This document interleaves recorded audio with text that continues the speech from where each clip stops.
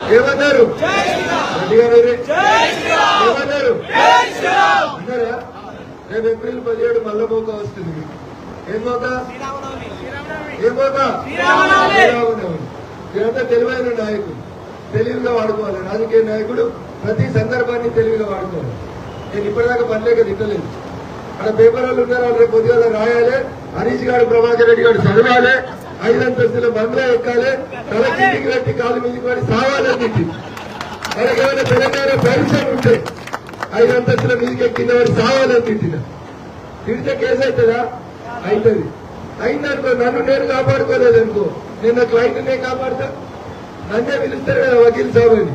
మరి నన్ను నేను కాపాడుకుంటేనా కాపాడుకోలేదా? వాడు కావాలంటే కూడా వకీలు పెట్టుకొని పైసలు ఇవ్వాలి. నాదేముంది? నోరు నాదే, కోర్టు నాదే. రూపాయి టికెట్ పెట్టే పేపర్ పెడితే హరీష్ కాదు ఇంకేదైనా కోర్టుకు తెస్తాను. తెమ్మా. అందుకనే మాట్లాడి రఘునందన్ మాట్లాడే ప్రతి మాట వెనకాల అర్థం ఉంటేనే మాట్లాడుతుంది. అర్థమైంది హరీష్ రావు గారు? పొద్దున తలుపులు పెట్టుకున్నాడు కొడుక. సో మన లక్ష్యం ఏప్రిల్ 17 శ్రీరామనవమి. ఏం చేయాలి? మొన్న రామ్ గారి పట్టిన జనవరి 22 ఎట్లా చేసినామో రేపట్లా చేయాలి. 3 ఊర్లో కాషాయం జెండాలు కట్టాలి. బీజేపీ జెండాలు కట్టలేము, ఎలక్షన్ కోడ్ ఉంటుంది కాబట్టి. ఏం కట్టాలి? 3 అందరినీ పిలుచుకురావాలి. అవసరం ఇంత పులివర వాడిని అందరికి భోజనాలు పెట్టాలి. వాళ్ళకి ఏం స్లోగన్ ఇప్పియాలి? ఏమిప్పియాలి? జై శ్రీరామన్న కావాల చెయ్యి. దేని మీద కొత్తది ఓటేసినప్పుడు దేని మీద కొత్తది చేస్తారా చేయరా? ఈ పని కూడా చేయడం అవుతుందా కాదు? అల్కా అవుతుందా కాదు? ఈ నెలలో 3 పండుగలు వస్తున్నాయి మనకి. ఏప్రిల్ 6వ తారీఖు భారతీయ జనతా పార్టీ పుట్టినరోజు. ఈ పుట్టినరోజు అయితే ఏం చేస్తావు? చెల్లె కేక్ తెస్తావా? 2 కిలోలు చికెన్ తెస్తావా? దావత్ ఇస్తావా అందరికి చుట్టాలకి? సో ఏప్రిల్ 6వ తారీఖు రోజు కూడా మనం అట్లే చేయాలి. ఒక జెండా ఎగిరేయాలి. నీ పుట్టినరోజు నువ్వు సాయంత్రం చేసుకుంటావు. పార్టీ పుట్టినరోజు పొద్దుగాల 9 గంటలకు చేయాలి. బీజేపీ జెండా ఎగిరేయాలి. ఇప్పుడు కొత్తగా గద్దెలు కట్టలేరు. ఉన్న గద్దెలకు ఎలక్షన్ కమిషన్ వాడు సున్నా వేసిపోతాడు. పోయినా అయినా సరే మళ్ళీ ఒక రాడు పెట్టేసరికి జెండా ఎగిరేయండి. పార్టీ ఆవిర్భావ దినోత్సవం. ఊర్లలో మనమందరం ఓటేస్తానికి పోతాం. ఏడికి పోతాం? పోలింగ్ స్టేషన్ అంటారు దాన్ని. జనరల్ గా స్కూళ్ళు ఉంటాయి, అవునా? ఒక పోలింగ్ స్టేషన్ లో 1 బూతు, 2 బూతులు, 3 బూతులు, ఇట్లా బూతులు వేరు ఉంటాయి. ఉంటాయా? బూతులు ఉంటాయా? బాతులు ఉంటాయా? బూతులే ఉంటాయి. ఆ ఊర్లో ఎన్ని బూతులు ఉంటాయి అన్ని బూత్ కమిటీలో అందరూ 9 గంటలకు దగ్గరికి రాను. వచ్చేటప్పుడు ఎవరు డబ్బాలు 2 ఇడ్లీలు, అటుకులు, ఉప్మా ఏది ఉంటే అది పట్టుకొచ్చుకోరు. జెండా ఎగిరేసి అందరూ ఒక దగ్గర కూర్చోండి. టిఫిన్ మీద చర్చ పెట్టింది. మీ ఆవిడ ఇడ్లీలు మంచిగా చేసిందా, మా ఆవిడ మంచిగా ఉప్మా చేసిందా అని చర్చ పెట్టింది. అదే పెడతారా? ఏం పెట్టాలి? ఏం చెప్పారు మోడీ గారు? రాజన్ననే మెత్తగా ఉన్నాడంటే సంగారెడ్డి వాళ్ళందరూ మెత్తగా ఉన్నారే. బూతులో ఒక చర్చ జరగాలి. నరేంద్ర మోడీ గారు ఒక మాట చెప్పింది. ఏమని చెప్పిండు? నేను ఆర్టికల్ 370 ఉత్తగానే రద్దు చేయలేదు. ఆర్టికల్ 370 అనేది నెంబర్ కాదు, నీకు దిశ దశనిచ్చిపోతున్నా నేను. పోయినసారి డాక్టర్ అరుణ గారి బూతులో 30 ఓట్లు వస్తే ఈసారి ఆ 30 ఓట్లకి 370 ఓట్లు కొత్తగా మీరు జమ చేయాలి. అదే మీరు భారతీయ జనతా పార్టీకి ఇచ్చేటువంటి బహుమానం అని చెప్పింది. ఇది అందరికీ వర్తిస్తుంది. పక్కనున్న జగన్ కూడా వర్తిస్తుంది.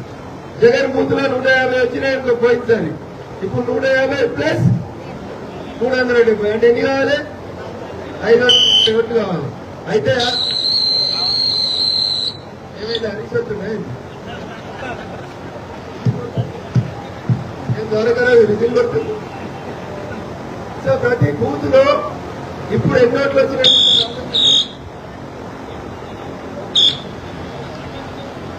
బాగా తిడుతున్నామని మైక్ కూడా బాగా పెడుతున్నట్టు. నేను నిన్న ఆ మీటింగ్ హరీష్ దగ్గర పోయినట్టుంది మైక్.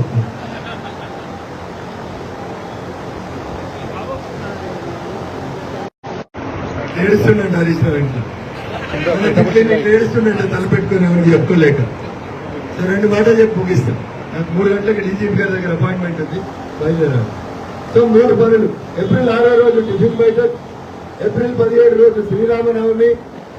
ఈ మధ్యలో ప్రతి ఇంటికి పోయి 3 సార్లు కలవగలుగుతారా? మీ ఇంటికి ఇటో 10 ఇళ్ళు, ఇటో 10 ఇళ్ళు టార్గెట్ పెట్టుకుని కలుగుతుంది దయచేసి. నేను పోతరెడ్డిపల్లి చౌరస్తా నుంచి అంబేద్కర్ నాకు ఇట్లా అంట, ఓపెన్ టాప్ జీవులు ఇట్లా అంట అంటే హరీష్ గారి లెక్క కలవలు కనుక్కుంది. వాడు ఎట్లా మునిగిపోయే ప్రయోజనం. వాళ్ళకి పోతే ఓటు సంగారెడ్డి చెరువులు వేసినట్టు. ఏడేసినట్టు? సంగారెడ్డి చెరువులు వేసినట్టు. అందుకని అది కాడు కొట్టేయాలని ఆలోచన చెరువులో పెట్టుకుని తిరుగుతుంది. దానికి ఒక విజయకుడు జడ్చర్ల లక్ష్మారెడ్డి అని జడ్చర్లలో ఓడిపోయింది మొన్న ఎమ్మెల్యే, ఇంతకు ముందు మంత్రి ఉండే. పోయినసారి టీఆర్ఎస్ వాళ్ళు గవర్నమెంట్లు ఉన్నారని జడ్చర్ల లక్ష్మారెడ్డి తోటి వియ్యంపూర్లు అయింది. మళ్ళీ ఇప్పుడు కాంగ్రెస్ వాళ్ళు వచ్చారు కదా, రేవంత్ రెడ్డి ఏడదొచ్చాడు అని ఈ పక్కన చూస్తే పొంగులేటి శ్రీనివాసరెడ్డి గారు ఉంటాడు, వీళ్ళింటికో బిడ్డని ఇచ్చింది. ఇటు టీఆర్ఎస్ వాళ్ళు వియ్యంపులే, ఇటు కాంగ్రెస్ వాళ్ళు. ఈ జేబులో గులాబీ కండువా ఉంది, ఈ జేబులో కాంగ్రెస్ కండువా ఉంది. రేపు గట్టి ఎవడైనా దంటే ఎవరిదంటే అని దిక్కుపోతాడు. అందుకని కష్టం ఎందుకే మనకి అవసరమా? అప్పుడు గారు ఆయనకి 100 కోట్లు తెచ్చిన దవాఖాన కట్టిపిద్దాం, మంది తర్వాత కట్టిపిద్దాం. ఓడిపోయినాక కూడా కట్టిపిద్దాం. నేను మీరేం బాధపడుతుంది. రఘునందన్ సార్ మొండోడు, వాడు నిన్న సంగారెడ్డికి వచ్చి ఏమేమి చెప్పిండో అవన్నీ వాడి ఇంట్లోకి గుంజుకొచ్చి పెడతా. నాతో చేత కాకపోతే గుంజుకొచ్చి గుంజు తెప్పిస్తా. కాబట్టి ఏం వదిలిపెట్టండి కాదు. సో ఏప్రిల్ 6 టిఫిన్ బర్త్డే చేయాలి, ఏప్రిల్ 17 శ్రీరామనవమి చేయాలి, మధ్యలో ఏప్రిల్ 9 ఉగాది పండుగ వస్తుంది. ఈ 3 పండుగల్ని మన బూతులు అందరితో కలిసి కలుపుకొని నరేంద్ర మోడీ గారి నాయకత్వాన్ని బలపడమని అప్పీల్ చేయండి. ఈ లోపల క్యాలెండర్ వస్తుంది, మీకు ఒక పాంప్లెట్ వస్తుంది, ఒక ఓటర్ స్లిప్ వస్తుంది, ఇట్లా రకరకాల పార్టీకి సంబంధించిన మెటీరియల్ వస్తుంది. నా విజ్ఞప్తి ఏంటంటే మెటీరియల్ రాగానే తీసుకుపోయి ఇట్లా మారేయకు. మెటీరియల్ రాగానే ఇట్లా కట్టలు ఏం చేయకు. ఏం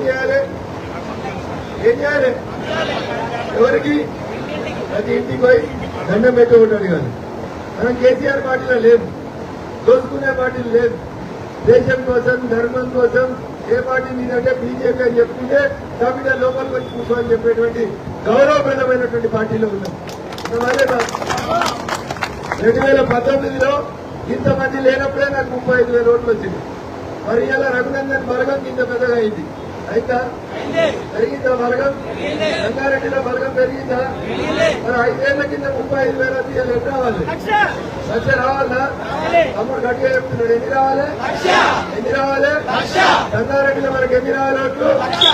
ఒక్క సంగారెడ్డి మున్సిపాలిటీనే 1,00,000 ఓట్లు ఉన్నాయి. అందుకని మున్సిపాలిటీ మీద గట్టిగా తీసుకున్నారు. 1,00,000 బరాబర్ వస్తాయి. మీరేం డౌట్ పడకూరి. ఆకలి పెడితేనే పైసలు 2 అయితే 5 ఏళ్ళు. అవునా? ఇంతమంది కార్యకర్తల బలం చేరినాక 35,000 లక్షలు దాటాయా? 3 ఇంతలు అయితే కావా? అప్పుడు మీకు అనుమానం ఉండే ప్రగతి గెలుస్తాడో గెలవడని. ఇప్పుడు అనుమానం ఉందా? ఉంటే మోడీ గారు వస్తుండేనా? మొన్నిటికి వస్తుండేనా? రేపు మాకు యోగి గారిని కూడా తీసుకొస్తాం. సంగారెడ్డి యోగి ఆదిత్యనాథ్ గారు కూడా వస్తారు, అమిత్ షా గారు కూడా వస్తారు.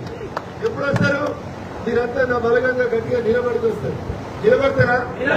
రఘునందన్ రెడ్డి పార్లమెంట్ పంపుతారా? మరి చేతులు ఎత్తారు. ఎవరెవరికి ఇష్టం ఉందా? అందరికి ఇష్టం ఉందా? ఏం చేయాలి మరి? పోవాలంటే కేసు వేసుకొని పడుకోవాలా? ఏం చేయాలి? ఒక్కొక్కరు నేనే నరేంద్ర మోడీ అనుకోవాలి. ఎవరు మన నాయకుడు? నరేంద్ర మోడీ. మన నాయకుడు ఇట్లాన్నాడు, ఉద్రగోడు, ఫామ్ హౌస్ గోడు, రోజులో 24 గంటలు ఉంటే 18 గంటలు పనిచేస్తాడు. స్టేజ్ మీద కూర్చుంటే సెల్ ఫోన్ చూడాడు. చూస్తాడు ఎవరైనా నిజమైన స్టేజ్ మీద ఎవరైనా ఆవలిక తీసిండా? నరేంద్ర మోడీకి జ్వరం వచ్చిందని కూడా చెప్పిందా? ఎంత పెద్ద అయిన వయసు? 73 ఏళ్ళు ఉంటుంది. ఈ వయసు ఎంత? 29. దాంట్లో సగం కూడా లేడు. సరే గాయనే గంట పని చేస్తే నువ్వు రోజు గంట పని చేయాలా వద్దా? సంఘం వేసి కూడా 35 ఆయన దాంట్లో సగం ఉంటాడు అనుకుంటుంది. చేయాలా వద్దా? డాక్టర్లో చేయాలా వద్దా? చేస్తారా? చెప్పుకోవడం చేతులే ఉంది. చేస్తారా? మా మహిళా సోదరి మీద ఒక పని చేయొచ్చు సంగారెడ్డిలో. ఆ చివరి నుంచి మొదలుకొని ఈ చివరి దాకా రోజుకి 20 మంది కలిసి రోజు 10 మందికి భరించిపోతే రోజు 200 ఓటర్ స్లిప్లు వచ్చినట్టు పాంప్లెట్లు వంచుకుంటూ అడగవచ్చు. ఎండ కూడా తిరగకూరి. పొద్దున 7 గంటల నుంచి 10 దాకా తిరుగురు, సాయంత్రం 4 గంటల నుంచి 7 దాకా తిరుగురు. ప్రతి ఇంటిపై పొట్టు పెట్టాక ఓటేయమని చెప్పు. చెప్తారా? అవుతుందా? రోజు 10 ఇంటి పొట్టు పెడతారా? పెట్టలేదా? ఇంకా నడవడం కష్టం ఉందా? పెడతారు కదా. గట్టి కష్టపడితే సంగారెడ్డిలో ప్రతి ఇంటికి పోయి ఓటు అడగచ్చు. మనం పొట్టు పెట్టి అడుగుతాం, వాళ్ళు పైసలు ఇచ్చి అడుగుతాం, వాళ్ళు బీర్ ఇచ్చి అడుగుతారు, వాళ్ళు బిర్యానీ ఇచ్చి అడుగుతారు. వాళ్ళకి చెప్పూరి పొద్దుకి తింటే పొద్దున పోతారా? పోదా? మరి గదాకి కూడా అమ్ముకుంటారా? చైతన్యవంతం చేయండి.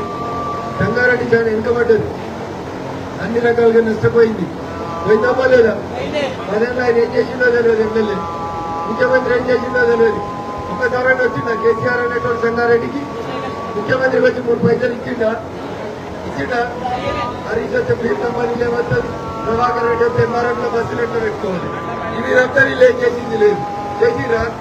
నిజంగా తెలుగుంటే సంగారెడ్డికి పెట్టు వస్తున్నారా రాకపోతున్నారా? వస్తున్నారా రాకపోతున్నారా? పెద్ద పెద్ద ముచ్చట్లు చెప్తాడని. బంగారు తెలంగాణ అయిందా? ఆ సత్యనారాయణ ఇల్లు బంగారం అయిందా? వీరయ్య యాదవ్ ఇల్లు బంగారం అయిందా? ఎవరి ఇల్లు బంగారం అయింది? హరీష్ రావు ఇల్లు బంగారం అయింది. చెల్లె కవిత గారి తరపు కూడా బంగారు పెట్టుకున్నట్టుందండి. నేను ఉప్పుతావట్లో ఉంటే బంగారు పెట్టుకున్నట్టుందండి. ఇలా పేపర్ తప్పిరా? నాకైతే సిగ్గుతో తన వచ్చిపోవాలండి. చెల్లె కోట్లు అడిగిందంట, ఏమని? నేను నగలు పెట్టుకున్నందుకు పర్మిషన్ ఇవ్వండి. ఏడా ఏడా ఎవరైనా అడుగుతారా? ఎవరైనా అడుగుతారా? ఏమన్నా ఉండదా సార్? పేపర్ ఒకసారి చదువు. నగలు పెట్టుకోవాలన్నట, ప్రత్యేకమైన బట్టలు కావాలన్నట, ప్రత్యేకమైన భోజనం కావాలన్నట. ఉందా అన్న చెప్పుకోవడానికి? జైలుకి ఎవరు పోతారా? ఎవరు పోతారు? గాలు కూడా అడిగితే ఎట్లండి? ఎంత దోసుకూరు అనే ఒకసారి అర్థం చేసుకోండి. బంగారు తెలంగాణ జైలు కిటికీలకు అవి ఉంటాయి కదా ఊసలు, మా చెల్లెని ఏడాది ఉంచినామనుకో అవి కూడా బంగారు చేసి వస్తుంది అనుకుంటా తీహార్ జైలు. అందుకని జాగ్రత్త అని చెప్పి తీహార్ జైలు అధికారులకు కూడా మనం చెప్పాలా? ఎందుకంటే ఆల్రెడీ సుఖేశ్వర్ ఉన్నాడు మా చెల్లె దోస్తు, వాడు చెప్తా ఉన్నాడు అప్పుడప్పుడు ఉత్తరం రాస్తుండే చెల్లెకి పైసలు ఇచ్చినా అని. మరి ఇప్పుడు ఇద్దరు జైల్లో కలిస్తే మళ్ళీ ఏం చేస్తారో తెలియదు, జాగ్రత్తగా ఉండాలి మనం. అందుకని టీఆర్ఎస్ అనేది ఒడిసిపోయిన దుకాణం. ఒడిసిపోయిందా? ఒడిసిపోలేదా? ఏమైనా ఉందా ఇక్కడ టీఆర్ఎస్ లా? హరీష్ రావు చేస్తాడు, ఎవరన్నా వేరే వాళ్ళని పెట్టుకొని 5 తీసుకుంటున్నాడు, దాంట్లో రాపించుకుంటున్నాడు. ఏమని? బిగ్ షాక్ అంట తెలంగాణ రాజకీయాలు. దేనికి? తెలంగాణ రాజకీయాలకి పెద్ద షాక్ అంట. హరీష్ రావు అనేటువంటి కాంగ్రెస్ లోకి వస్తే పెద్ద షాక్ అంట. షాక? దీనికంటే పొడుగున్న ఉత్తమ్ కుమార్ రెడ్డి ఉన్నాడు, దీనికంటే తెలివైన కోమటి రెడ్డి ఉన్నాడు, చూస్తే గింజా ఉన్నాడు. కానీ మీకు ఎప్పుడు చేయలేవని చూస్తే రేవంత్ రెడ్డి ఉన్నాడు. ఇంకా మీరు చేసేది ఏమున్నాడా? ఏమైనా చేసేది ఉందా కొత్తగా? కాబట్టి 5 నిమిషాల రాజు big shock in the Telangana politics. ఎందురా? ఏమైతుంది హరీష్ తోటి? ఊళ్ళో పీరీలు ఉంటాయి, ఎరికేనా? చూసిరా? మధ్యలో కింద కట్టి ఉంటుంది, చుట్టూ బట్టలు చుట్టారు దాన్ని. అవునా? పీరీల పండుగ ఎంత అదే కదా. అది ఒక సామెత చెప్తారు, ఊరు కాదని హరీష్ గారితో ఏం కాదు. అందుకని మాటలే వినకూరి, ఆ పేపర్లు కూడా దుకాణం బంద్ చేయిస్తారు. మనకి ఎక్కువ పెద్ద పెద్ద వార్తలు ఇయ్యకూరి. అయిపోయింది ఆయన దుకాణం. అయితే హుస్సేన్ సాగర్ లో ముందుతాడు, రేపు సంగారెడ్డి చెరువులో ముందాల్సిందే. కాబట్టి దాని గురించి ఎక్కువ పట్టించుకోకూరి. సంగారెడ్డికి అన్యాయం చేసింది ఎవరంటే హరీష్ గారే. మా నలుగురి రేపు మా మీడియా వాళ్ళకి ఎవరికైనా నిజంగా ఇది ఉంటే, అరే నువ్వు మంత్రి అయిన 10 ఏళ్లలో స్థితి పరకొత్తమైన పైసలన్నీ సంగారెడ్డికి ఇచ్చిన పైసలు ఎన్ని అని అడుగుర్రి. నేను ఒక లెక్క చెప్తే చాలు. సంగారెడ్డిలో కూడా చెరువు ఉందా? దాన్ని ట్యాంక్ బండ్ చేసిండా? మరి వీడు జిల్లా మంత్రి అవునా కాదా? వాడు ఒక్కడే బాగుండాలి. కోమటి చెరువుకు 1000 కోట్లు ఎత్తుకుపోయిండు. ఎన్ని? 1000 కోట్లు. సంగారెడ్డి చెరువుకు 5 కోట్లు వచ్చినాయి. ఎన్ని వచ్చినాయి? మరి హరీష్ అనేటువంటి సంగారెడ్డి రానిద్దామా? అటువంటి దొంగ రావాలా? 10 ఎమ్మెల్యేలు ఉంటే అందరు ఎత్తుకుపోయినాడు. రఘునందన్ వ్యక్తిగతంగా ఏం గట్టి పంచాయతీ లేదు హరీష్. రఘునందన్ కొట్లాటైతే మా దుబ్బాక పైసలు ఎత్తుకపోతున్నావురా, నా పైసలు నాకు ఇయ్యని అడిగిన, అంతేనా ఇంకేమని అడిగిన? ఇప్పుడు కూడా అదే కొట్లాడు. రేపు నరేంద్ర మోడీ గారి నాయకత్వంలో మీరందరూ కష్టపడి ఆశీస్సులు ఇచ్చి పార్లమెంట్ కు పంపిస్తే రఘునందన్ రావు మెదకు పేరుని పార్లమెంట్ లో వినిపిస్తాడు, నిలబెడతాడు. మీరందరూ గర్వంగా తలెత్తుకునేలాగా పార్టీ నిలబెడతారని చెప్పి తెలియజేస్తూ ఇంకా చాలాసేపు మాట్లాడాలని